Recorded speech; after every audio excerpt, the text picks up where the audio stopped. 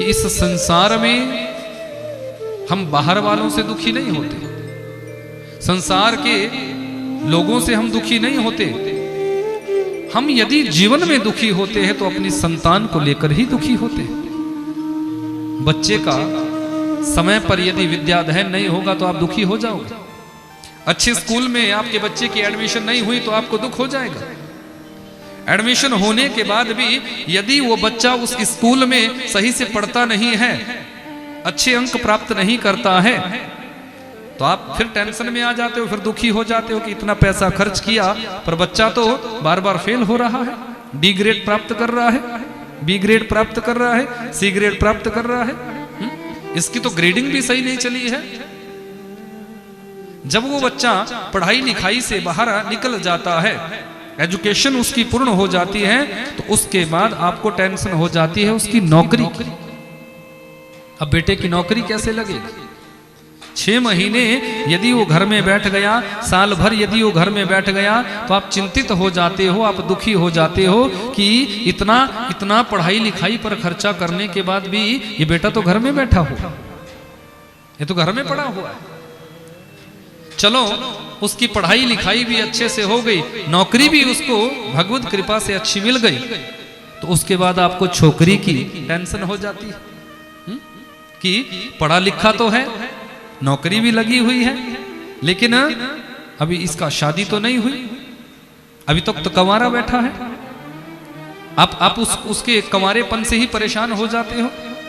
अब आप चाहते हो कि हमारे सामने इसकी शादी हो जाती, हम अच्छे से इसकी शादी ब्याह करते। चलो शादी ब्याह भी हो गया,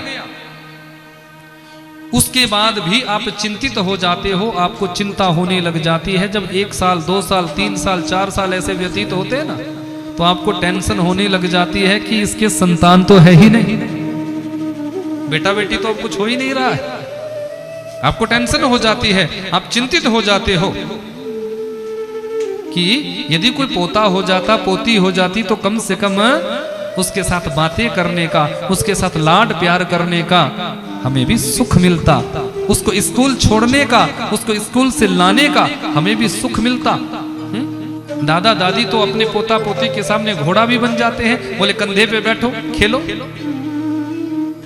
अब वो हुआ नहीं तो आप दुखी, पर दुखी होने की जरूरत नहीं है।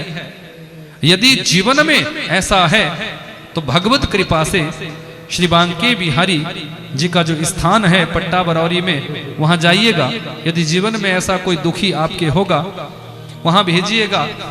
और वहां जो धर्म ध्वज लगी हुई है ठाकुर जी की, वहां पर जब आप रक्षा सूत्र बांधेंगे, इत्र से जब उस ध्वजा का आप उसमें इत्र का लेप करोगे और ठाकुर जी का चिंतन करोगे, तो निश्चित तौर पर हजारों भक्तों की कामनाएं मेरे बांकी बिहारी ने उस स्थान से पूर्ण की है, तो उन भक्तों की भी कामना पूर्ण करेंगे जो अब तक दुखी है। क्योंकि हम तो यही निवेदन करते हैं ठाकुर जी से कि आपके दरबार में जो आ जाएगा, आपके इस पावन क्षेत्र में जो आ जाएगा, निश्चित तौर पर उसकी झोली आप भरना।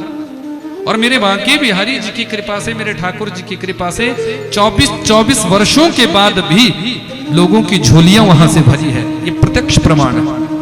24 वर्षों तक भी जो निसंतान थे, उनके जीवन में भी ठाकुर जी ने पुत्र की प्राप्ति कराई है। क्योंकि यदि मेरा गोविंद चाहेगा, मेरा बांके बिहारी चाहेगा, मेरे ठाकुर जी जब गर्भ में जाकर गर्भस्थ शिशु की रक्षा कर सकते हैं, तो क्या आपकी झोली नहीं भर सकते? क्या आपके जीवन में पुत्र नहीं दे सकते? निश्चित तौर पर दे सकते। लेकिन विश्वास हो फलदायक है, आपके जीवन में विश्वास होना चाहिए।